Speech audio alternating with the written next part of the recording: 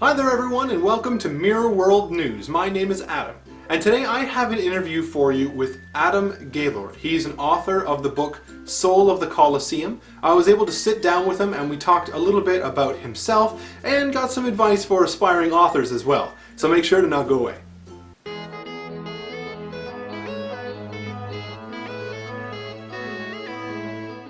Okay, Adam, hi there. Welcome to Mirror World News here. We are going to be doing a quick interview with you about being an author here with Mirror World Publishing. So I'd just like you to say hello. Hi, everyone. Hi there. All right, so first of all, I just have to ask, and I ask a lot of authors this question right off the bat. What is your day job? I'm a biologist by trade, currently at Colorado State University as a research associate in the biology department, but soon I'll be moving to the city of Boulder, where I'll be a staff ecologist. Nice. Can you give a quick overview of like what that involves with your time? Sure. So my new job, when the city has a project that they want to do on land that they own, like they want to put in a park or a trail, I will consult with the various departments to try to avoid natural resources like wetlands and wildlife habitat or raptor nests, that kind of thing. And where resources can't be avoided, I will help with permitting with various state or federal agencies. That seems like a very in-depth and very time-consuming occupation. It's fun, you know, you get to go outside every now and again and see some critters and stomp around in some wetlands, and that's something I love. Right on. Do you find that you have a lot of time for your writing? No, I'm actually working 2 jobs right now and will continue to be, and then I have a 1-year-old daughter, and so I don't have a great deal of spare time at the moment. So how did you, when you wrote your book here, how did you find the time to write that one? Was that more of a passion project you just kind of do on the weekends, or? I actually wrote this a while ago, back before I was working 2 jobs and had a kid, so had a little bit more time on my hands, and things, the majority of the book was written when we lived in Florida during the economic slowdown, so had a little bit more time on my hands, not by choice, as far as the work situation went, so I was able to squeeze in some writing then. Yeah, because I found with a lot of writers, they say that one of their biggest problems is finding the time to write. Absolutely. But nowadays I try to, that's kind of why I'm sticking to short stories at this point. I feel like I can pick up a short story and write a paragraph or 2 when I have 10 or 15 minutes and come back to it easier than a book where I feel I need to sit down for hours at a time and really get in depth in order to kind of get into the flow of things. Now, other than writing and other than your job, what other kind of hobbies do you participate in? I like to get outside. My wife and I enjoy, we live in Colorado, so we get outside and hike and bird and that kind of thing. I do a lot of cooking, always in the kitchen or at the grill. I'm a bit of a craft beer connoisseur, so we hit a lot of breweries and try a lot of beers, so usually just eating and drinking, that kind of thing. What do you find is actually the hardest part, other than time, what do you find is the hardest part of actually writing? The process has always kind of fascinated me. It's amazing how any given story, how different the process might be for the same writer. I have sat down and written out 3,000 or 4,000 word short stories in an afternoon, and that needed hardly any editing and were ready to go. And I have spent months on a 1,000 word short story that I had to revise and revise and rewrite and revise and rewrite. Sometimes things just flow and it's all easy and the creative process is banging, and sometimes it just really crawls and it's a struggle, but both those processes are valuable and they have their own merits and are a lot of fun. Now, whenever you do find the time to get into writing your short stories or a paragraph here or there, how do you get into the zone of writing? Because I know some writers talk about how they have this almost like a Zen state that they can bring themselves into to write. I was just wondering like if that's something that you can do as well, and if so, how do you do that? I know what those writers are referring to. I guess I've hit that a couple times, but I'm always thinking about stories. I'm always have some sort of plot bubbling in the back of my head. So I might not fall into the classification of a Zen writer. I'm always just kind of trying to get that idea out of my head and onto paper. I feel like I can just jump in most of the time. Now, I did say, with a more in-depth story, like a book rather than a short story, I do like to devote a little bit more time, and I guess that may go back to getting into more of a stage. I might just not be that kind of a writer. Mm-hmm.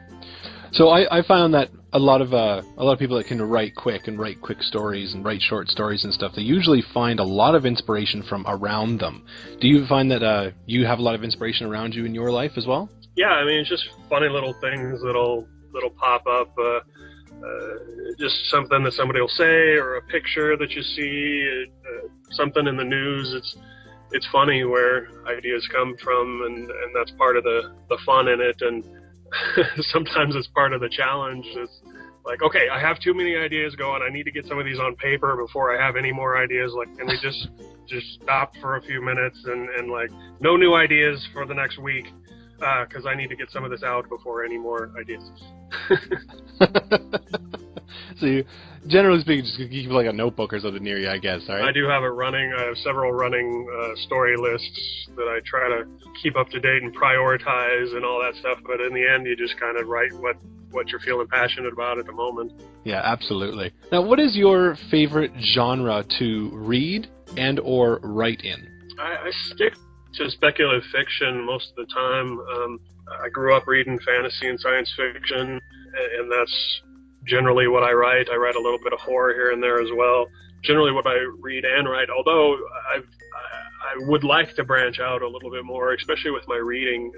I've only read a handful of spy novels, and I loved them, and I'd like to read some more, and I've enjoyed all the Westerns I've read, even though it's only been a couple, and I don't think I've ever actually read like a book that would be found in the mystery section of a bookstore, and it seems like something I would like. I like those type of TV shows.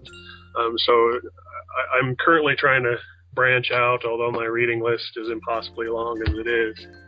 A lot of reading lists, I find, are much, much bigger than we ever could possibly get to. Right on. Now, speaking of your short stories and even your book as well, for the plot of your book and for your plot of your short stories, can you give our aspiring authors an idea of how you would go about plotting out what kind of a plot or how you would structure your story? Well, I think it's going to be different for everybody. From a process standpoint, I feel like with a short story, often you can just throw it onto a page and try to get the idea there and then worry a little bit more about structure.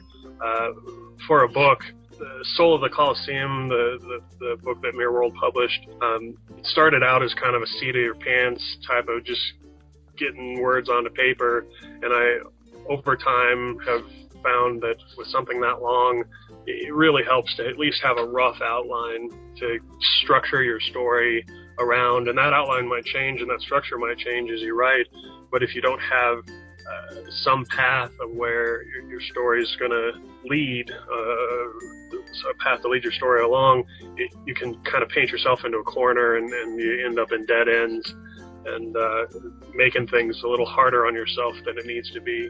Yeah, so you're saying that even just a rough outline, it doesn't even have to be exactly, just some idea of where you want your story to kind of go to. Yeah, and I would advise people an aspiring writer to not get too detailed with their outline.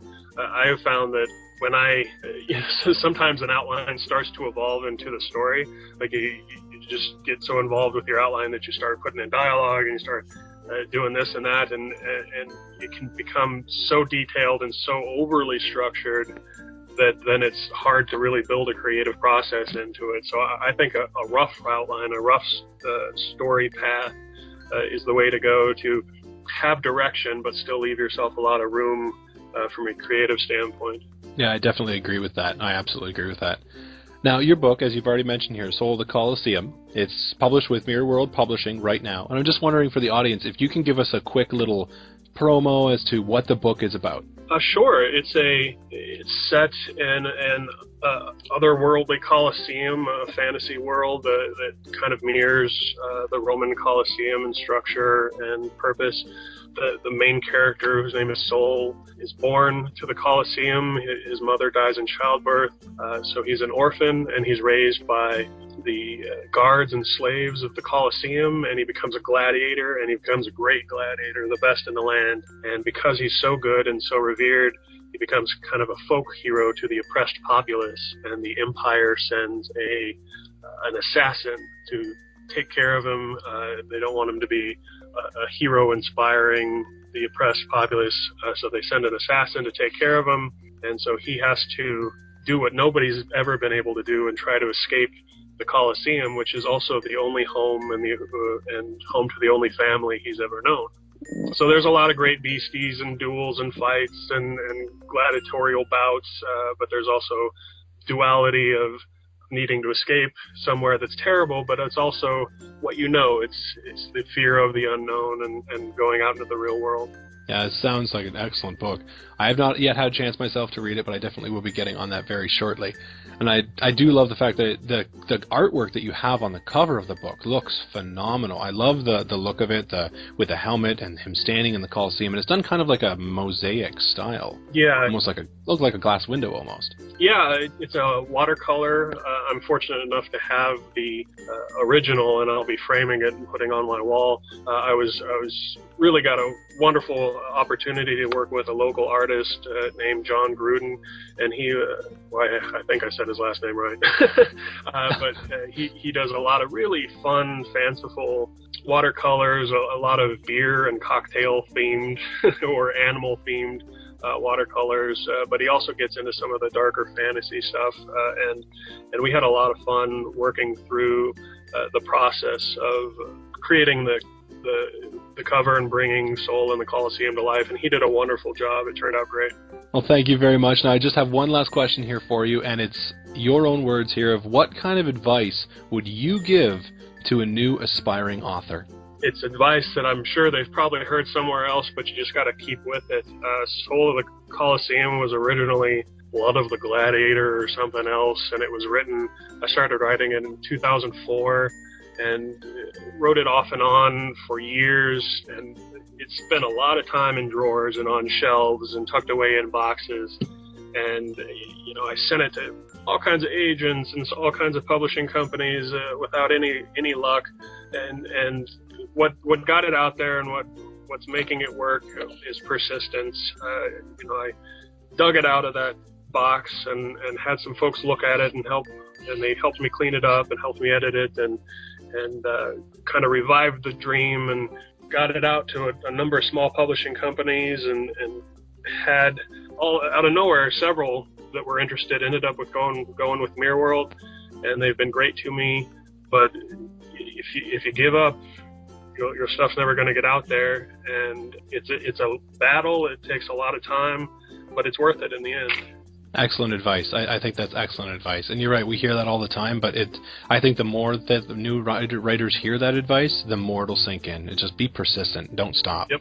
Excellent. Well, thank you so much, Adam, for this interview. I had a really good time chatting with you. I want everyone out there to just be able to take his advice to heart. Be persistent. Don't stop what you're doing. If you're a new aspiring author and you feel overwhelmed, just go with it. Just keep going. Don't stop. Just keep writing. Just keep writing. It's a great mantra. I like that mantra. That's good. There we go.